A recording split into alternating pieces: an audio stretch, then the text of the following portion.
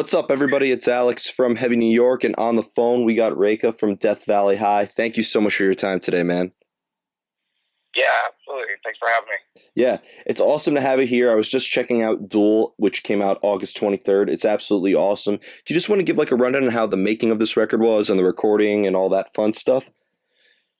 Man, it actually kind of started a long time ago, and it was it was during a brainstorming session of what to do between albums, and we actually kind of had Chino already give us a go on doing the Christian Death song, and so we thought, what if we actually had a number of other songs, and we asked a guest for each song.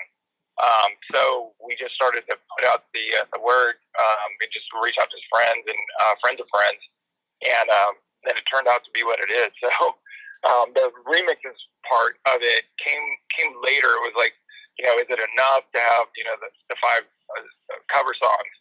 And we thought, why don't we reach out to some like I said, like some friends of friends, and see who we can hit for a remix. So that's how it expanded from there, from just a cover EP to what it is now. Yeah, it seems almost kind of like a mad scientist project, right? Yeah, I mean, it was funny because I came up with a term, for it, like, let's call it duel. That was like right off the bat, and then it just kind of grew into this other thing where it was like, somebody takes your song, remixes it. It's kind of like you against them. So it just kind of had this feel to the whole thing, and the singers themselves, we kind of chose them to do something that was out of their normalcy. So maybe out of their comfort zone. Like a Chris Connolly singing Eurythmics, a female-led band or song, and that just kind of led us around this whole idea of like really getting behind it, like it's us against you, and it's not just then we're teaming up against the song, and it was just all this duality. Forgive the pun, but Yeah. Well, I'd imagine like because from Chris Connolly to Chino, from Deftones to many different vocalists and many different inputs, I'd imagine that each song really kind of like plays by its own rules, right? Like that had to have made the making of each song and the overall sound of each song a little bit of a different approach, right? no, for sure. I mean, we're gonna always inject our sound. There's a particular way that I like to hear guitars, so I'm always gonna be going at it at that side, but then as well, like you said, teaming up with the singer kind of like brings you to another in the final product. You start thinking of like, well, how would their band kind of sound, or it's not just and not just doing the song, just to do the song with a featured guest. That just wasn't enough. It really needed to be like a furtherance, and I always say that like a good cover is basically it furthers the legacy of the song. Like Absolutely. the song itself is always going to be great. You're not going to pick a song, that doesn't mean anything to you. And if you do, it's really strange. Yeah. But if you pick like a song is like this, like there's two at least that are huge songs, and then there's the other three are kind of obscure, but like. That's the other thing too. Is you pick something that might what will we do with this song? It's already been heard a billion times before. Jukeboxes across the globe. So there's always that aspect of it. It was like how do you make it something that is completely different from the way it was intended to be. Yeah. Well, I think a good example of a cover song is The Sound of Silence, because obviously everybody knows Disturbed cover it, and they kind of did it in a similar way. But Bulbaflex covered it, which is where I first saw you guys on that tour with them in Orgy. They covered it, Yeah. and they kind of put their own spin on it, and Nevermore completely transformed that song. So I feel like when you cover a song, it can really only go either you do it exactly how they did it, or you completely make it your own mix. Yeah. And then to boot, I think Disturbed actually did that song again, right? There's like three that came out in almost the same maybe even 2 year span of time, I think. Yeah, well, I know that on their latest album, they had one where like Miles Kennedy sang it with them live or something like that. Oh, okay, I gotcha. But like, what's funny is because I feel like you guys really have your own signature sound where you combine like elements of like metal and rock and pop and industrial and so much. Do you find it just easier to experiment in general, whether you're covering another artist's songs or you're doing your own material? That it goes both ways. I mean, because I actually, we have a lot of fun. I have a lot of fun putting together a cover, and it has less of a, I guess, of a pressure because the song's already written. You can't, unless you're going to completely screw it up. I mean, there's a reason that that they're hits and they're favorites for everybody. It's well written. I guess the pressure comes off writing a cover. But like, when you're writing a song, you might hit a dead end, and you might hit a wall and just say, it's time to just let this song go. I love the riff, I love the drums or whatever, and then you have that added pressure of like, maybe it'll come up another time, and it's always so weird because back in the day, some of the best songs from your favorite artist might have been B-sides. Yeah. Just like some like throwaway song. Yeah, we weren't even gonna release this thing, and so it's fun both ways, but there's a little less pressure. It's a little more of a light-hearted feel when you're reinterpreting a cover. A song has already been done. Yeah. Do you think collaborating with all these different artists like Chino and Chris Connolly and so many more, do you think that this could have opened up your mind into new ideas on how to further approach your music when you put out even more stuff in the future? Oh, for sure. I mean, every I want to say every release you ever do, every recording you ever do, you learn something from it. And luckily we had been sitting on this for a while, and I had to reopen everything at one point, actually, to get Chino to be excited about it again, because we had done things that were a little too faithful, a little too loyal, and then obviously we did the Christian Death song, which is a beloved band. And just kind of sacred territory, just go messing around with, especially somebody who's died and their legacy goes on, Roz Williams. It just felt like we needed to do something more of like a homage or like more like a tribute, but add our own personalities into it. So in a way, it wasn't until, I got Chino together and we were like, okay, here's my new version of what we were already planning to do. And then he was on board. He was like immediately like, yes, let's do this.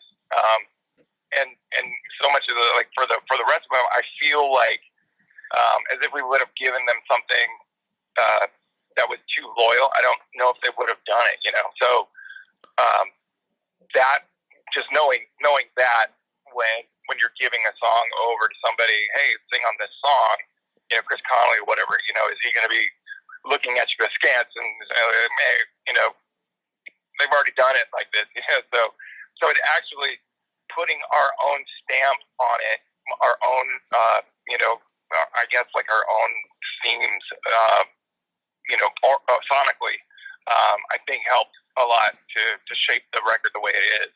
Absolutely. Now, when it comes to like the songwriting process, you kind of in a way just answered this a little bit, but like I said, I feel like you have so much. I feel like your music is kind of like a hodgepodge. I think people who love Ministry or Nine Inch Nails could appreciate you guys. People who love a band like Korn could appreciate you, and people who love a more mainstream hard rock band like Seether or Nothing More could like appreciate you guys as well. Do you ever do you have like a signature sound that you do try to maybe keep in touch with? Like, is there an underlying armature that applies to the entirety of your catalog, or does everything you make just call for a new approach and a completely different mindset altogether? I would say it. There, that's the funny thing. But if you went to every one of our albums, I feel like there's a bit of a growth or a bit of a like just a sideways glance at how we've done, past records. So you can almost hear almost like more of an influence within the body of the album. The songs written, you can tell they were written around the same time, and I think that might be more of, I guess I'm not really answering that correctly because there's a bit of there's an underline we're very rhythmically oriented.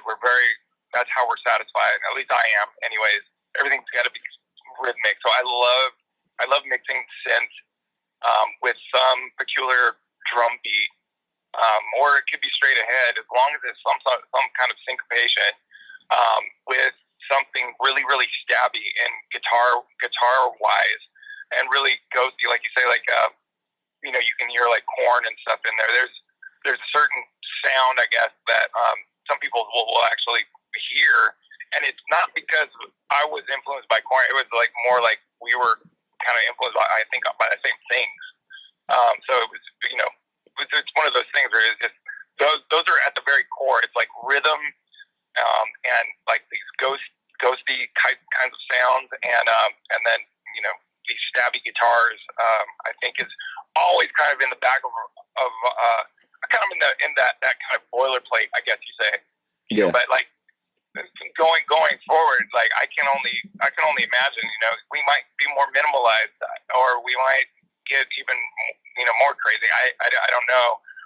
We have another couple songs going to be released this year, and it still has that more rhythmic thing, but it's not as not as straight ahead, I guess you say. Yeah. Well, I mean, one thing I've also found interesting, being a frontman, do lyrics ever determine the outcome of the music as well? Like, do you ever have like a subject matter or a meaning or a conceptual element that could also impact the outcome of the composition of the music? Yeah, to a certain degree. There's just times where one will lead the other, and specifically, there's been times where I've got these lyrics just going through my head, and I've got to record it. I'm grabbing an iPhone, or I'm typically I'll just grab the iPhone and just start tapping drum beats out, or beatboxing drum beats, putting the lyrics down just behind it, and then coming back to it later, whether or not it's going to work. So it's kind of a strange thing. But sometimes, like Warm Bodies is off the song, one of the songs off the last record. That was entirely inspired by just the movement of the music, the chords, the way it was just kind of syncopated. There was just something that came out lyrically afterwards, and in fact, it was daunting to me to actually write the lyrics to that one because I had so many thoughts going on, surrounding the theme and everything that, oh my God, yeah, I had to truncate it down. It was pretty nuts. I could imagine. I'd imagine. Like you always want to make sure that the lyrics are don't go over or one or two syllables of the arrangement. They also have to make sense. I feel like when it comes to singing, like you have to focus on the melody of your voice. You have to have the lyrics. You have to make sure it fits. There's so much that has to, and on top of that, you have to move around a lot too to keep the audience engaged. It seems like there's so much you have to take in at once. Yeah, just like I said, songs that are hits, the ones that you do the covers of and everything, they're written so well. Sometimes they just come together, and a lot of times, that's when you've got something. Is when it like just comes together. You're like, well, that absolutely has to make the album, And then there's just others that just, no matter what you do, it might not hit that vibe, might not hit the stride that other songs easily do. It kind of guides you, in fact. There you go. And the final question I want to ask you is, because we were just talking about this, and it's my favorite question to ask because it's the hardest question for every musician to answer. How do you know when a song is done? How do you know when a song is done? God, that's that in a way. That's kind of what I was talking about. Like when you hit the wall and you're like, you've exercised every idea before it. Um, I tend to, or we tend to throw everything at a song. Like layers upon layers of things, and then almost in a way we have to deconstruct the song in order to see the bare bones and find the base of the song. That can happen. And then whittling it away, then you have to add on top of it. It to know when it's done. I just feel like I think it's in that last mix. Yeah, that's always the easy. That's always the really default. What that? That's always the default answer. Yeah, it's like it really comes down to that last mix where you just no, we gotta throw it back. We gotta go in there. We gotta do this, or there's and I'm not that really that actually there is that point where you just have to say, hey, it's good enough. Otherwise you're not gonna produce anything. And I think it's important to just learn from that aspect as well. So knowing when it's done is when you just feel good about it. There you go. I think that was a very fair answer right there. Okay. So before we go, I'd like to thank you so much for your time today. I know I had to make you pull over to the side of the road. Hope I didn't cause any traffic hazards. No worries. Actually, I'm like parked right up against the Golden Gate of the park right now, and I've got like these tourists. Like I'm walking up to the car right now. That's awesome. Is there just anything else with Death Valley High you would like to promote in terms of tours or other new music or anything else you'd like to plug? Yeah, just watch out for new music and probably some remixes, some more remixes this year. In fact. And hopefully we'll be touring early January or maybe February next year. Awesome. Well, I hope you hit New York. Yeah, we do too. Yeah. Well, thank you so much, everybody. We are here with Reyka of Death Valley High. Be sure to pick up Duel if you haven't already. This came out August 23rd. This is Alex from Heavy New York, and we will see you next time.